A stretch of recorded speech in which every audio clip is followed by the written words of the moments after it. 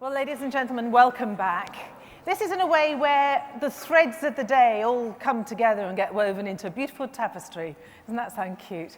No, but seriously, we've all been, had our eyes opened, we've had amazing experiences, we've all learned a lot, I'm sure, every one of us today, and we've really heard from other people, been inspired, shared our thoughts and inspirations as well.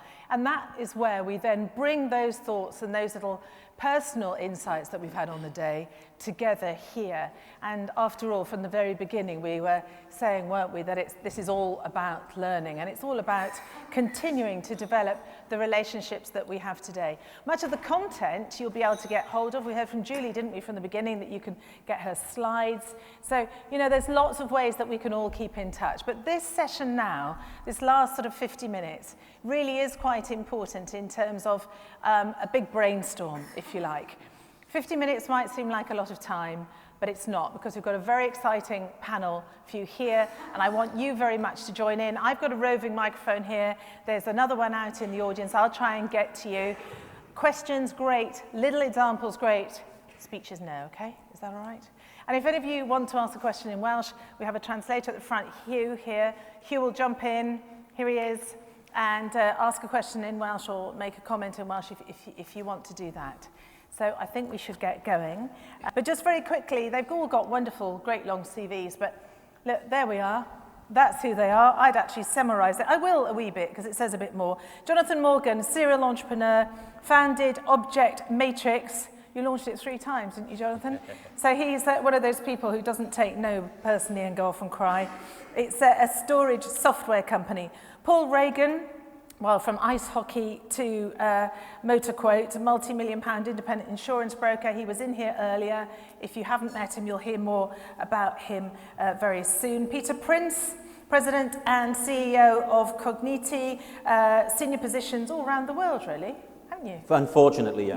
Yeah, we've got a great long list. Europe, Australasia, USA, etc., etc. Great experience in the development of companies. If that's what you want to hear about, that's who you need.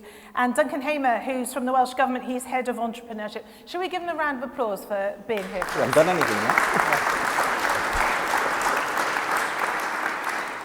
So I think let's start first of all, Jonathan. What is it, do you think, in the entrepreneurs that keep going, that keeps them going? Why didn't you give up after the second time didn't work? I think it's stubbornness, basically. You just believe in what you're doing, and you believe in the ideas that you have, and you know there's a market there. And perhaps as a beginner, I didn't know the business models that would work to deliver that.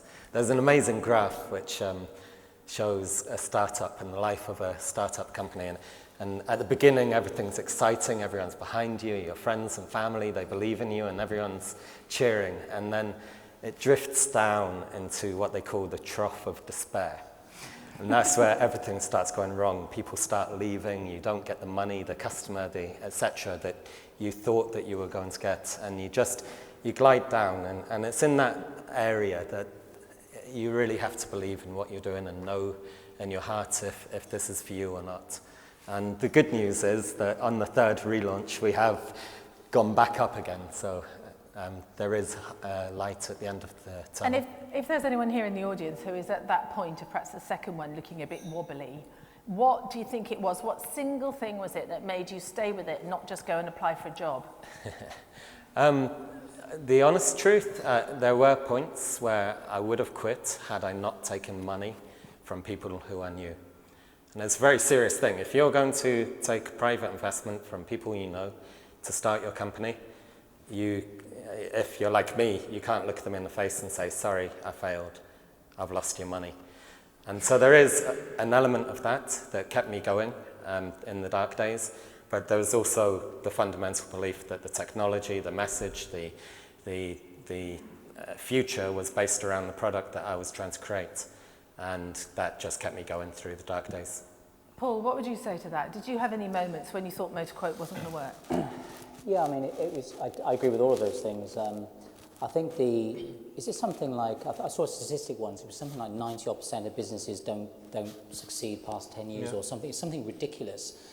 And I think as human beings, what we tend to do is that when things start to go well, particularly at the start of a business, and everyone's behind you, and you're excited, and you're giving 110%, and we tend to be creatures of habit. We tend to relax when things are going well, and when you run businesses and you get involved in many businesses, you start to appreciate that actually the time to dig in and look inwards is actually when you are doing well, not when you're doing badly, because you naturally do that anyway. And I think that's part of the problem. What happens with startup businesses, you know, that they get into a particular position, they put all the effort in, they kick off, they start to sell, they've got something that's emerging, and all of a sudden there's two issues. One is actually keeping that focus internally, particularly in terms of cash flow and expenditure, because all of a sudden things start to become a lot easier because you are actually being successful. Just keeping that discipline right the way throughout. And that I think is where, you know, as I say, a lot of businesses do fall foul, unfortunately. Have we got any questions on the floor and around this area before we move on? Any questions? Come on, you've got to do the work. I know you've been working hard. Oh, that was quick. Let me hold it. Hi, this was a question I was going to ask to Julie Meyer this morning.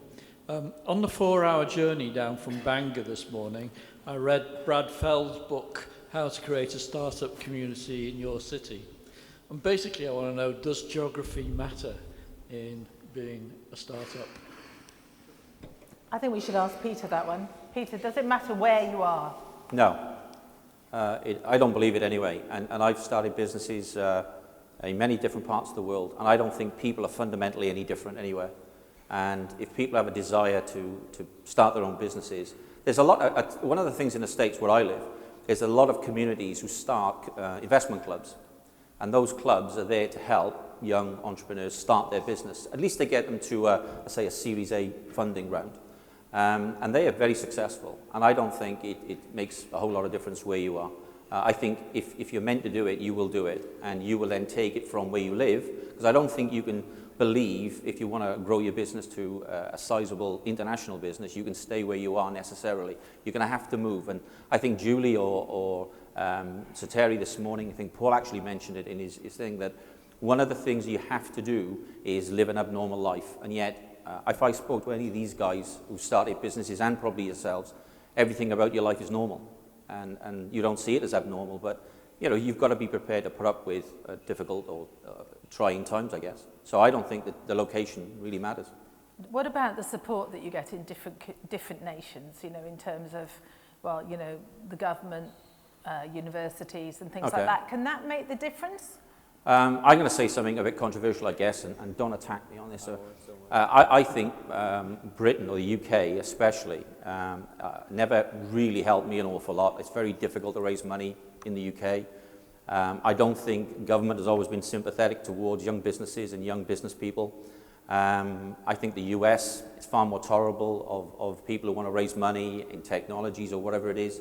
But I think there's an opportunity to change that attitude and change. And Paul and I were just talking about how you change that attitude, because there's got to be as many budding entrepreneurs with good, solid ideas in Wales as anywhere in the world. And there's no reason why we shouldn't. Just to come in on that, there is no doubt in my mind in the time that I've been here in over 20 years in running businesses or starting businesses in this country, and what's become very apparent, there is a will and there is a desire within the Welsh Assembly to actually make a difference. The problem we have is that what they forget is it's the understanding where we actually go for support. And the mistake that's been made in this country, and I dread to think how many hundreds and hundreds and hundreds of millions of pounds has been wasted by us throwing money out to lots and lots and lots of different agencies. I mean, I remember going to an agency recently, about 4 years ago now, that if you were under 30, lived in CF 60 or whatever it was, you could get up to X amount if you were in this sector. I mean, it doesn't get any more complicated than that. And actually what you really need is you need effectively a one-stop shop, a centre for business that actually interacts with the private sector, because what we're good at is, as entrepreneurs, is we're good at creating jobs, we're good at actually being able to, and through experience, and we don't get it right all the time, but what you get through a centre of excellence is you create a far better opportunity and a transparent opportunity that means you can actually see what's happening to that money. And we've wasted so much in this country that the time has come for radical change so that we can really start to help, Because I tell you now, after in that 18 months in the wilderness that I was in when I sold my business, set up a consultancy and worked with all these companies, the main driving force why those companies were coming to me is they had no idea where to go and get support because it was too complicated. Right, okay. And they didn't have 2 years to do it because you need a response. Let's see what Duncan's got to say to this before we come to this question. Because Duncan, what can we do? We can go to the Welsh Government's website, presumably, can we? I feel like I've been fed a bit of a line here in terms of from Paul. Did you do a deal out the back for a coffee? I mean, I think I'd fundamentally agree with what you're saying. You know, simplicity of access is really, really key. Interestingly enough, from the 1st of January, we are going to have a one-stop shop portal access. Everything we deliver in the department that I work for, the Business and Economy, is labelled under the Business Wales brand. And basically the whole point is simplicity of access, be that through web, phone, or through our regional centre. Fully accept the point that sometimes the process, the rules behind it are over complex, and we need to never stop looking at that. The best way we can target that is through this private-public partnership. I think for me, one of the great successes of today has been about the fact that the team that I've asked to lead on this has very much taken a back seat, I guess, to what we normally do and listen to the views of what the audience want. And I guess one of the things I'd really like to get at today is making sure people feed back, because we can't improve our services if we don't know. You know, we have a limited view. I feel a bit of a fraud, to be honest, sat over the panel with you three guys, but really we need that feedback, otherwise we can't actually improve. But certainly from my perspective, you know, my target is on quality and simplicity of access, so heard that loud and clear. And we heard that, January, one-stop shop? Yep, correct. Okay. Business Wales. We're going to keep you so to Business that. Wales, you know, it's already starting. If you do a Google search on Business Wales, you'll already see the web portal up there. The helpline's branded Business Wales. So anybody who wants to contact the Welsh Government, there's one phone line, 03000 603,000. So it's really, we're trying to get it right down to the basics so we can kind of navigate the system, basically. And that's great to hear, but in terms of the entrepreneurs and businesses in the room and in Wales in general, speed is paramount. You know, taking an analogy of sport, you know, you're never going to be successful if you're not quick and sharp and dynamic, and we need that same feedback. You know, whether that's, you know, I know the desire's there, both sides of the fence. It's now having that ability to actually get a question in and get a response, a yes, a no, help, no help, whatever it may be. But it needs to be quick and dynamic, and that's the thing. Certainly since I've been here, we've never seen that. I've spoken to at least half a dozen people today who've sent in proposals. One guy, the last guy I spoke to 2 years ago, and not had a response yet. Businesses don't work like that. You know, it wouldn't work like that in China. No. You know, you've got to be quick and be able to get decisions quickly, and that's really, you know, that's the biggest key for. Peter, how quickly would you get a response in America? You'll get it. I genuinely believe this. Most people in this room, if they're looking for funding, and if they talk to our company or my company, the best thing I can do treating them with the greatest respect is say no straight away. Yeah. And they will appreciate that. Don't be embarrassed. It's better to say no. So a no is straight away or very quick. But a yes doesn't need to take more than 3 weeks. Okay, brilliant. Doesn't. Question here. Government support is fine, but by its very nature it has to be very broad. And I'm here partly as a group of creative and digital and tech startups that really struggle to get access to finance or information that is relevant. And as a result, we've pulled together our own group that's kind of based on Brad Feld, who was mentioned a few minutes ago, who we've spoken to try and provide peer mentoring and support for each other, because we've all had real difficulty going to Business in Focus and being confronted with a sort of an ex-bank manager who doesn't know how real-time data works on Twitter, which is essential for some of our business and that kind of thing. So, but I think there's also something about cultural attitudes. Peter will obviously speak to this. There's a lot of American companies, American entrepreneurs, who don't have any fear of saying they failed because it's almost a badge of honor. It's like, well, you're one step closer to achieving, succeeding.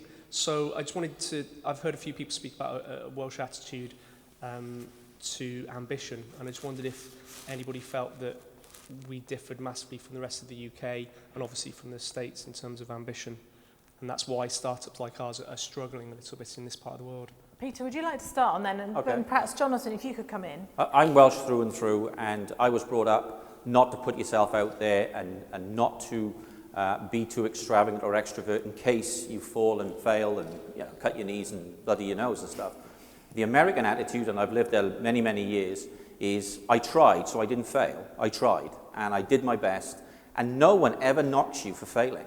Whereas I think the culture, by and large in the UK generally, and Wales, where sort of I grew up, is, keep all the dark secrets under the bed and don't tell people. Well, actually, the guy sitting at this panel and the speakers, and Sir Terry is one of the greatest highlights Welsh entrepreneurship could ever highlight, if you like. Every single one of the people would have failed at something, guarantee it. And entrepreneurs never applied to be an entrepreneur, they just are. They're an entrepreneur and they've learned things. I think, Paul, you alluded to the fact you go through various stages of learning. And the fact is you never stop learning, and the only thing that can put you off is people in your formative years telling you, why didn't you get a proper job? And you've just got to ignore them, because it's not in you to do a proper job, it's in you to do this. And the abnormal life that someone spoke about this morning is very normal, I think, for most people in this room. And just don't get put off. You shouldn't accept their desires for their lives. You've got your own desires. So, failure is just going to come part and parcel with doing business, and you've got to accept it. Jonathan. I would love to add that I think Wales is a fantastic place to be based as a business. I think you have so many things going for you here. You have a highly educated customer base. You have a community of other companies and people around you. Wales still has a bit of a community left, and people who will support you with different initiatives. And I think you're fooling yourself if you're thinking, I should be somewhere else. Because to me, you're probably in a location which 95% of the world would prefer to be in than where they are currently. And this is a great place to do your business, and there's nothing here to stop you from succeeding. You just have to have the right ideas and go out and make that happen. Do you think we've got something in our psyche, though, Jonathan, that holds us back? I mean, if we could let go of that as a group, if you like, as a nation, in the psyche could compared we do to it? Compared with nations that are much more... No, I think you can pick one or two nations which have a more go-for-it attitude than Britain, but Britain. The first £1 million cheque was signed in Cardiff. There are businesses which have started here and been incredibly successful on a worldwide scale. And yes, there are a few places. Yes, you can look at the rest of the UK, and in the past few years, they have shown more entrepreneurs than Wales has, in Scotland and in England. So I'm not saying that it's perfect here. I'm not saying there's not more than that can be done. But as an entrepreneur, if you want to start your business, there's no reason to put as an excuse, well, if I was in America, then I would be okay. Well, hang on a second. You're in a fantastic place to have a business, and I think that's worth saying, as well as we can do more to make things happen. We have to be, sorry, just, right. I think we just have to be, where we're not quite there yet, is I totally agree with 100%. I mean, I built that business up in the Rhondda Valleys. The people are absolutely fantastic. The work ethic is unbelievable. But in most businesses, in virtually all businesses, you need that bit of support or help along the way. It has to come from somewhere. And that's where we used to get it a lot from our banks and our local business manager who carried a mandate to do things. That's been taken away. We're over-regulated compared to most countries. That's a bigger burden, a bigger issue. So we look to them for other areas to get support. Unfortunately, that's the bit that we really have to kick on with. And yeah. I'm glad to hear we're doing what we're doing, because if we can do that, that's the missing piece that's been around for a long, long time, which will stop us preventing a lot more jobs. Duncan. Yeah, I was just going to raise really some really interesting points there about the Wales, the environment, etc. And one of the sort of things that I'm trying to get through is we've just had the Global Entrepreneurship Monitor data. We've got the highest level in the UK of 18 to 29-year-olds with that early stage entrepreneurial spirit. It's tripled in 10 years. We're not quite sure why we're not pushing more of those individuals, both to be entrepreneurial as employees, but also to start businesses and kick on. And I think picking up the question in the middle, I can't remember the gentleman's name, sorry. One of my great challenges, our funnel has to be pretty broad. You're right, we have to pick up lots of inquiries from across the board. And I think getting the feedback on where we need to be more specific, and I'll pick up your case, creative industry. We've just launched a national mentoring matching system, and the intention is it matches mentors and mentees. It's going live to mentee again in January to coincide with One Stop Shop. And one of the specific aims we're going to put in there is an individual who can match mentor and mentee for the creative sector. Because the sector, so some of my colleagues, the panel chaired by Ron Jones at Tinopolis has basically said, you're not doing this well enough. It doesn't work in the general approach. We need something specific. And that's an action we've taken and will do. And I guess in terms of when you're evaluating and feeding back, the more sort of information we can get like that, the granularity, it enables us better to funnel and filter the inquiry. So it's interesting you raise that point. Hang on. We need to be able to hear you. I think the thing that the gentleman over here brought up about Brad Feld, the guy who's very involved in the Boulder, Colorado startup community has brought to fore is actually you don't need to be that specific. You don't need to, because you're not going to be able to provide me with... We're not the experts. No. Yeah, exactly. And you're not going to be able to provide me with the expertise and the access to finance I need, because by the time government, by its very nature, has turned around to those needs, it's 5 years out of date. So what is it you need specifically then? I mean, the whole Boulder thesis that Brad talks about a lot is that actually you guys need to be the feeders and we're the leaders. And then you need to provide an environment, a kind of maybe a safety net that allows people like Jonathan and the other guys who make up what is Cardiff Start as a community. And, you know, I applaud the things that you're doing, but I think there needs to be kind of a slight sidestep and shift in the attitude and the way you look at that, because government always moves too slowly. Inevitably, it's just the nature of government. I think they're speeding up. You're speeding up, aren't you, Duncan? You seem to be. Well, I hope so. I mean, in defence of the government, in fairness, I don't want anybody to think that VCs or private equity firms move any quicker. They can be just as slow, and I think they need to be criticised or critiqued just as much as governments. Yeah. You know, the flow of money is what businesses need. Right, let's move on. I'm very heartened to hear the comments by Jonathan about the potential in Wales. Now, in the light of that, can I ask Duncan what the one-stop shop is now going to be able to provide for us? I can't actually see. I'm sorry, I've got the floodlights straight in my eyes here. It's a bit intimidating.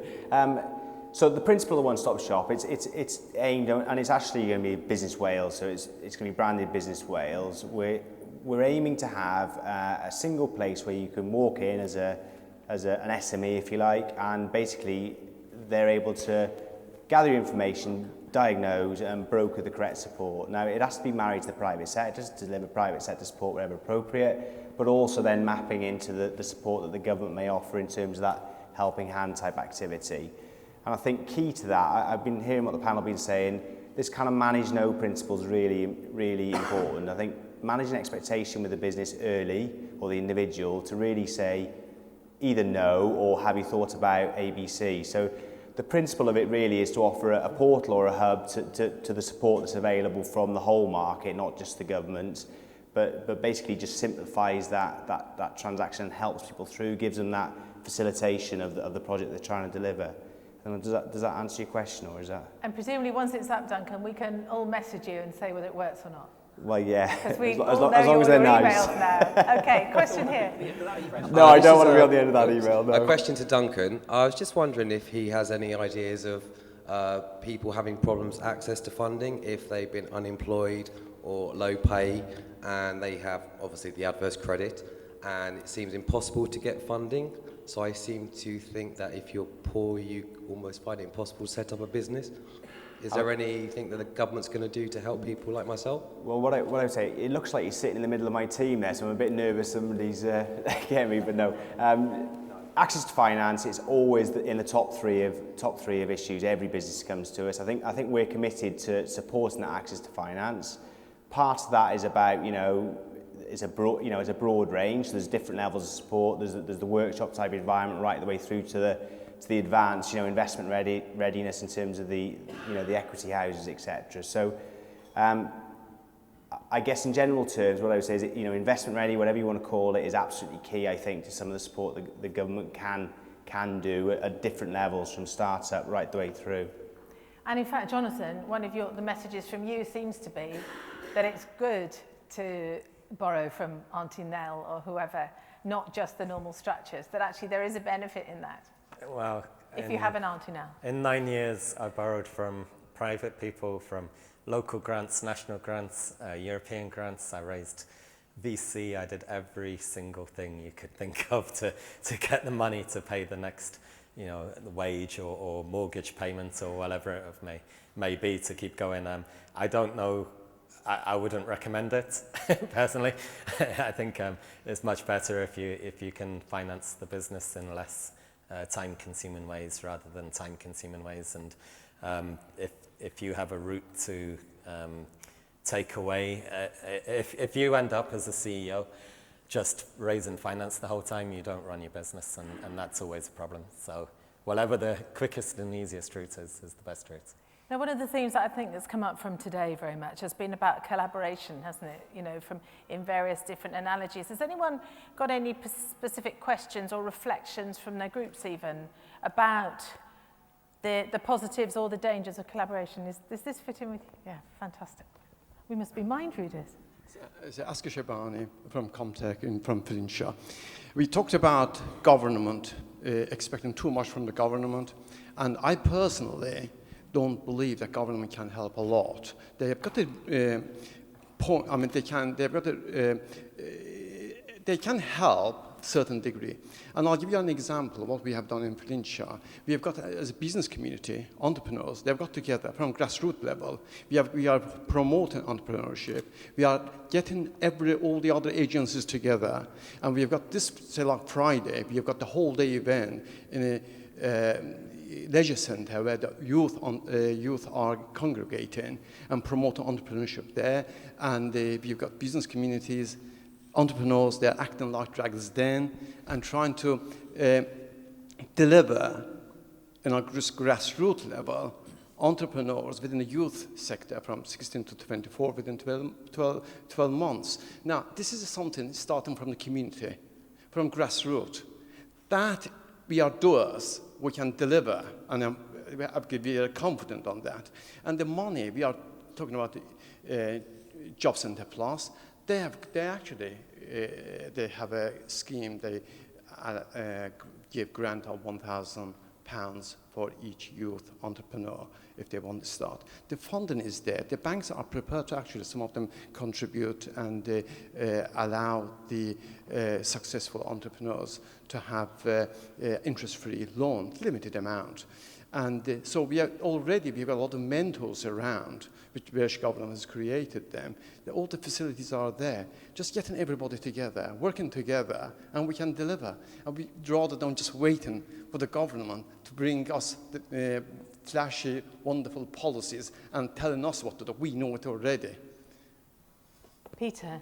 I agree, but I genuinely disagree as well, in as much as, or maybe I'm violently agreeing, I don't know, but this is my experience. When I was starting my first business, I couldn't get a bank to lend me any money. And since 2000 to 2010, when most of the major corporations or corporate banks around the world, investment banks particularly, nearly brought us to financial meltdown, they are less so inclined now to give you money unless you can prove beyond the point where you actually don't need the money because you've got the money yourselves. I think the banks are very difficult in terms of young people or entrepreneurs going to them for a loan. I don't think the edict for government, and I personally don't think, and correct me if I'm wrong, you don't go to the government for money, but I think the government have a role to play, whether it be the Welsh government or the UK government, in terms of helping you broaden your business out. I certainly think that they can do that. But it's, business is about, and if I was starting again, I would want to go and speak to people who've done it. I'd want to go and understand from them, what's the journey like? What am I going to face? Go and speak to Paul and say to him, is this normal? Because when you're starting off in a business, you don't know what normal is. You're finding out on a daily basis, and some of the challenges you face are huge. And you've got to attune yourself with people who've been there and lived that time and time again, to actually go and seek the right advice, in my view. Banks are not there for that. Do you think sometimes we see help as that too much, as money, rather than, for instance, 5 years in, it's quite likely that you're going to need to reshape the business and that kind of more structural stuff? Well, that's the naivety aspects of it. That's the learning curve that's involved. I mean, don't forget, government are elected to run the business of the country, and therefore, what is their role? Well, their role is, apart from keeping law and order, is also to try and grow the GDP of this country, is to create jobs, is to improve our wealth, blah, blah, blah. Okay, that's what we're there to do. So it's no different running a country or running a business. generally the same principles will apply across the board. So those things that you allude to in terms of what we need to do, well, from what I can see, a lot of those things go on anyway. You know, there's a lot of private sector stuff that goes on that we get together through various business clubs and networks, and you've got things like IOD and Chamber of Commerce and various other outfits that are all there to work together. There's lots of things going on, lots of networking. We do all of that. But at the end of the day, we still need that leg up. You know, we're all a team here. We're all trying to build a country working together. And at the end of the day, there's no point in just, you know, half the team working flat out and the other team thinking they're working flat out. Well, actually, when you put the two together, we have a complete disaster. You know, we need to be able to deliver. And I would be really keen to see that we become a lot more dynamic in terms of the support that we can actually give going forward, that is not, please God, not sector specific. Yeah. Everyone deserve. It could be a guy with flip-flops and at 16 years of age sat at home, he's about to become the next multi-billionaire because he's got an idea.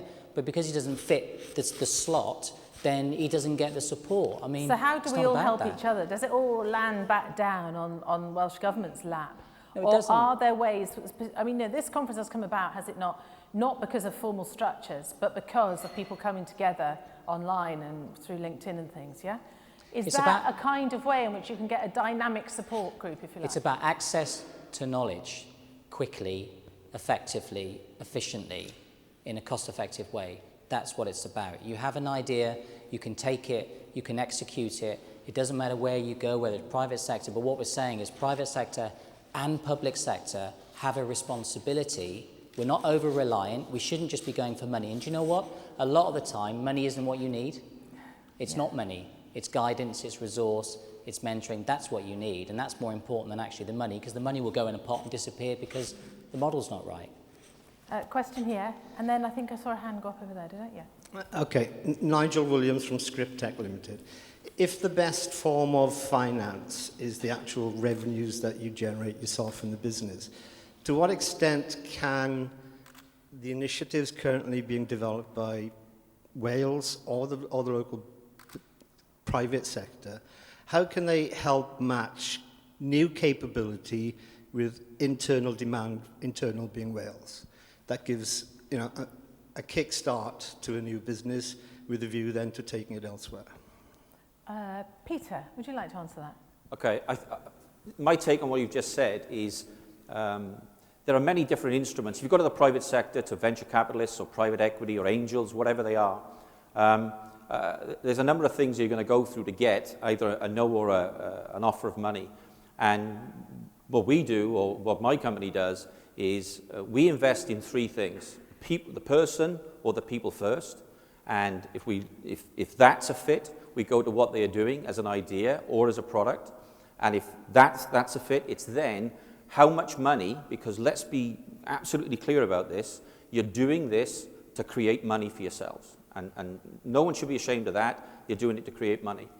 If the return on that capital that you're going to deploy, and I can't believe it's going to be any different from a government viewpoint or a private, if the money, the return on that capital deployed is going to be in the range that suits you as an investor, you'll do it.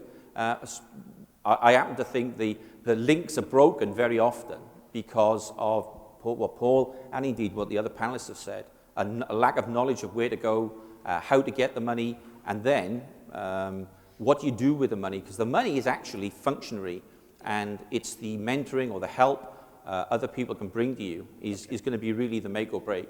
I'm trying to answer. I'm not sure I've answered your question fully. Well, exactly. I think what I was trying to get at is that, I mean, probably this question should be pointed more towards Duncan, is new companies that have a proposition that could benefit business community in general.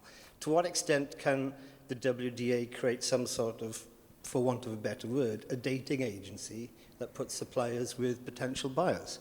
And for any new business, getting your first so many customers, getting that reference base, getting that momentum going is the most important thing. And I understand the effort taken to generate a sale is a lot less than required to raise finance. So it just makes sense to me that where you can match supply with demand and help in that process, then that is almost as good, if not better, than financing. I mean, Duncan, can you do that as a government? Or actually, might you be seen as favouring one individual company to another? I mean, there's an issue there, isn't there? I'll put a slightly different spin on the question, if I may. I mean, I guess what you get into is the kind of procurement question in terms of how do I access a market, how do I access an opportunity. There are absolutely opportunities, and we do a mix of supplier development and also, you know, meet the buyer, if you like, type activity. So a couple of examples we're working on at the moment. Huge opportunity in Anglesey on Energy Island in terms of the New Horizon investment there potentially. So for government, there's a critical role there for us to play, to work with Hitachi as it is now and basically make sure we can maximise, you know, the Welsh benefit or certainly the UK benefit as well. But so we are doing actively, you know, supplier development. It's interesting, I think we actually had a conversation with the gentleman who asked the question earlier on, so I kind of know where it's going. And I think there is also a role for us, you know, as public sector purchasers to be more informed. So we're doing an awful lot of work in the kind of procurement agenda, the supply development, the meet the buyer event, and I think we need to do more. It's a critical part of Business Wales One-Stop Shop going forward. And again, it's understanding where the opportunity is, where we should be making that investment. So very interesting to hear from the audience and what we should be doing more of in that area. Right, I'm going to move it on to some of the thoughts that have come out of the workshops in a moment, but first question here. Hi, my name's Gareth Jones from ICE. My question is more, obviously there's a rebranding and there's a new plan for how business support goes forward. I'm from a small town in North Wales and I'm now working in Caerphilly. And these are areas where there's a deal of apathy. And there are people there who might have the ideas, but when they're going to seek advice, they're not getting the confidence boost, and it's not coming from their peers or from their family because they don't have that entrepreneurial appetite. So what is being done going forward to really engage with this community? I take it ICE as in the Innovation Centre? Yes, yeah. That's right. So I'm aware of your project, for example, so there's one initiative straight away in terms of, you know, engaging with those activities. You know, again, recognise what you're saying, it's a really difficult area to hit, so, you know, heads of the valleys or wherever else, how do we slightly, you know, target that message to encourage, as I said, we talked about the GEM data earlier on, you know, highest level in the UK, 18 to 29, how do we get those individuals into starting a business or being entrepreneurial within a growth business? It's a big challenge. We've got a number of initiatives in that area, you know, yourselves, Soroli, and really targeting our startup support to work. So I don't have all the answers to that question, but rest assured it's something that we're certainly looking at and really focusing on in terms of, you know, how we amend and how we change the work we do to hit that exact audience. I would also say if it's a passion for you to get more people involved in business, then there are charities out there who you can support, like the Prince's Trust and Young Enterprise are two that come to mind, and are definitely worth getting involved with and seeing if you can help young people to start their own businesses and get away from apathy and negativity. I think just, you know, and also picking up that point, you know, support such as well, sometimes it is about financial bursary support, you know, it's about what we can do is maybe enable that risk gap. So, you know, it's a huge step to take from I've got an idea into setting it up. What can we do to kind of make that, you know, slightly soften landing? We can't take all the risk out of it, but I think we can try, you know, there are a number of areas such as graduate bursary, for example, and other areas, the Prince's Trust bursary. It's key to help individuals into making that first stage. Let's move on a bit. We were talking about, you know, support and funding and things like that. I'll come to you in a second. And many of the workshop groups have been talking about when you have an idea, how you take it to market, when you take it to market, how you find the customers, how do you protect the IP and things like that. There was an interesting phrase in one of the workshops that I jumped into, which was that make sure you shoot the engineer as soon as possible. The basis was, I learned, I came in halfway through, I was a bit kind of, hang on a minute, I haven't got this one. The idea is don't let yourselves keep developing, get it out at some point. Presumably, Peter, that is absolutely vital to success, because that will, at least if you shoot the engineer quick enough and get some money in, you might be able to buy a new engineer. Indeed, it's not one thing or the other, it's in parallel. You know, when we launch a new company, we've actually gone out to the market, and I personally, with Cogniti, that we invested in, and I'm acting interim CEO there. But the thing we did was, whilst we were developing the product, I met 86 CEOs in the States, some in Europe, certainly all the big consulting firms like KPMG. I met all the managing partners of those people, and I asked them, what is it they think the next big thing for them would be.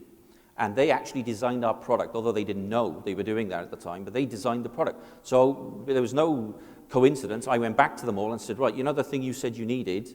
This is it. I can do it now. And so you actually create your own market because you have to use your time effectively. You can't just wait to be indulging yourself by building a product and then hoping someone's going to buy it. You've got to go and find out what people want and then match it up to that. And would you say that analogy can work in any sector with any idea?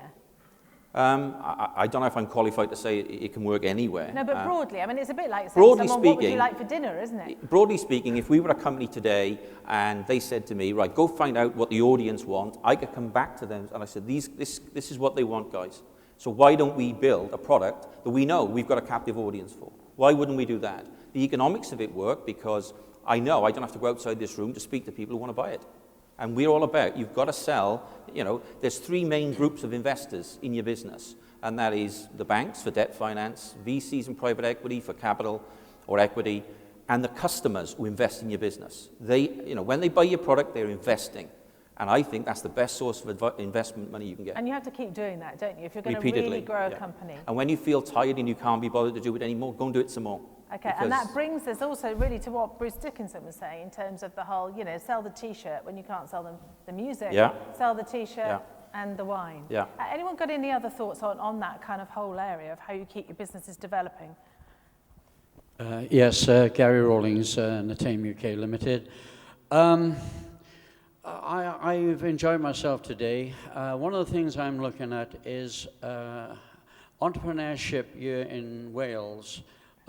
In London, that is where it all begins and where it starts, and a lot of people go up there on a weekly basis. One thing I find is the cost of traveling going up there. If you don't go at 5:30 in the morning, come back at 7:15 at night, that's it. And us entrepreneurs will do that. The other thing is that, for instance, Africa is at a 10 and 12% growth. Yet we don't have anything here coming down. It comes down as far as London. Now, we have an office, a Wales office in London. What are they doing to bring these various countries down here for the opportunities? Because other than that, we are selling from our box into another box in Wales. That is where the opportunities are. Thank you. Duncan, is there not a fairly elaborate programme of countries and visits as going out that Welsh Government has, yeah? Is there the magnet in the same way? There is both sides. There's both trade and inward investment and talking about the procurement side. I wouldn't sit here and say it's always as effective as it should be. I mean, it's not my particular division, if you like, so it's not fair for me to comment either way. But I guess what I would like to do is take that feedback to the relevant team if I can, and if there's anything more specific you'd want to pick up with me directly, I'm very happy to do that. And maybe we can do it back through the feedback in terms of the specifics of the case. Right, question here. I've enjoyed today, but there does seem to be an awful lot of talking about constant growth and development, which is fine, but there are an awful lot of small to medium enterprises here that don't necessarily aspire to grow or empire build, but just to build healthy, perhaps small, sustainable businesses. And I wonder what the panel have got to say to people like that. Oh, who should we spin this on? Jonathan, would you like to come in on that? Or Paul? Go on, Paul. Away with it then. You're absolutely right, and we've got to remember that this country is built on what sort of 90% of businesses, exactly as you allude to there, and it is very important for us. We can't expect all businesses to go on and be multi-million pound companies, and because maybe there isn't necessarily the appetite of the market for that to happen, or maybe the people don't want to do that. That's not right or wrong. We're each to our own. We can all do what we want to do. That's fine. I think the fundamental thing, though, is that the principles, you can't, if we stay static, then as an organisation, as a country, if you like, then we need to get that growth from somewhere. And in most businesses, you'll find you've got 90% of your staff are just, they're good, solid people who come in, they're reliable, they deliver what they need to deliver, and we need those people. But we also need that 10% who are the the innovative guys and girls, the people who want that next job, they want that next product. And it's how do you embrace that in terms of managing your business? How do you embrace that? I'm sure if you could all do the same amount of work and generate more profit, then, you know, I don't believe anyone would say, no, we wouldn't want more profit. There are always things that you can do. And to be honest, it makes the job that much more enjoyable. That's just my own personal view. And that's, you know, many entrepreneurs would rather go down that route. But we depend upon those solid businesses that are there for more sustainability than there for rampant growth. And they're absolutely key and fundamental to what goes on. It's what this country is built on. Jonathan. Yeah, I would agree as well. There are many businesses here who are perfectly happy to just be making money at the end of the day and not necessarily be taking over the world. When we set this event up, we looked very hard at what kind of workshops would be useful and what did the people want to have in this event. And one of the best things you can do is actually feed back that to the organisers and let them know what you would like to see if this event happens again, which I would very much like to see, but it does need to be relevant to not just a niche group of high growth companies, but not, you know, to everybody. And it is actually quite a pertinent question, isn't it, for Wales? And that if you think of some of our brands in terms of, you know, well, like for instance, one, Rachel's Dairy, got to a size, sold out. Howie's sold out and then regretted it and came back. It is quite pertinent for us. Perhaps we have a higher proportion, I don't know, do we, Duncan, of businesses that don't necessarily want to grow and grow and grow. Well, I think they just want to grow twice. Yeah, I mean, if I look at the sort of, you know, the individuals or the entrepreneurs we're supporting, we certainly cover the full range, and the high growth end is the smaller end. You know, the majority are in that you know, I'm sustaining my business type area in the sort of startup and the entrepreneur agenda. So, I mean, we're very happy with that, and you've got to have that bank of, you know, sustainable businesses to generate any high potential businesses. So I think that's key. And I think picking up, we were talking before in terms of the event today, I guess one of my surprises is the demographic. I think there has been, we have gone into the growth agenda quite a lot, and so one of the learning things I would get, and I think absolutely key, is that you feed back on that basis. You know, assuming this continues, you know, where should we focus next year? So I think, you know, it's really important we hear those messages back as well about what people would like to see more of. Do you want to come back briefly? Well, thank you. I'm just listening to your comments. I appreciate them. I mean, from me, I believe quite strongly. I work in the food sector, and I don't believe that if you're looking at constant growth, you can actually deliver on quality, because you then have to cut back on your margins.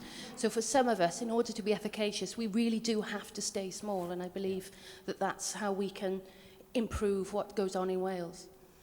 I didn't pick up the Rachel's example because I knew that. I didn't know that, honestly. Thank you very much. I think what we're going to do now is, sadly, that clock is going too fast for my liking. I think we'll have to bring the questions to a close then, but there is obviously going to be an opportunity to keep talking, either through emails, through Twitter, through many, many, many ways, but also physically in this building for a bit longer, because there are going to be sessions afterwards. Very quickly to end this up, one of the things the innovation group said in the workshops is that they said the most important thing was to look for inspiration. So I'm going to be really mean on the panel now, and I'm going to quickly ask them, all four of you, we'll start with you, Duncan, what inspired you most to have the job you have now? Can you start at the other end of the panel? You can dodge it a bit. It's a really tricky question, and I guess I'm in a no-win situation as the sole civil servant sat at the front. So what inspires me is all the stories. You know, we try to make a real difference with every penny we spend, and somebody was asking me about, you know, where's your priority? I mean, the reality is my division spend about £22 million per year. It's nothing in terms of investment, and we can only try to maximise every pound we spend, be it in a you know, a sustainable business or a high growth business. So the value to me and my team is, you know, we try to support businesses. We don't create jobs, but we try to support businesses to create. And in spite of all the issues you deal with on a day-to-day basis, the real value is when you see somebody sustain or grow their business, and that's what we're trying to do. It's about jobs and wealth in Wales ultimately, which is quite rewarding, believe it or not. Jonathan, where do you seek your inspiration? Well, I love to create. I love to create something new and exciting, and which doesn't exist in the rest of the world. And so I get a lot of inspiration from that. And one of the things that gives me the most pleasure in the business is employing somebody new. And actually, you know, when you see them just really want that job and then get that job and, you know, happy with that job, then I think that's one of the most rewarding things, apart from obviously trying to be financially successful from it as well. Thank you, Paul. Trying to get home early, that would be nice. Doing deals, I think. I mean, and doing deals. That's what keeps you going, yeah? That's really, for me, that's the buzz of it all, you know, and whether it's a deal on signing a player, coming up with some initiative through an internal meeting that actually is going to kick on and is exciting, or whatever it may be. It's not all about buying a business or selling a business. It's about being able to sit down in a room with people buy people, and you know, when you can sit down and communicate and come up with a plan and execute that plan and it's successful, that is a real sense of achievement. And I think that's, for any entrepreneur, that's what just keeps you driving forward all the time. And the last one sits with you. Okay. It's not a lot different to anybody else. You can make these sort of anecdotal stories sound very good, but I think fundamentally it's having a sense of purpose of either yourself or helping other people, genuinely helping other people, because I don't think successful business people are just money driven. I actually think they, and I'm not going to speak for anybody else, but I'm not going to be assumptive like that, but I think you want to help. You actually want to do something to help other people. And when you can, and you see a young business flourish in its early years and go on and go on and go on, that's a great sense of achievement. And I enjoy doing that for ourselves and for other people. I really do. Well, thank you all very much. I think the panel need a very big round of applause and a thank you, don't you?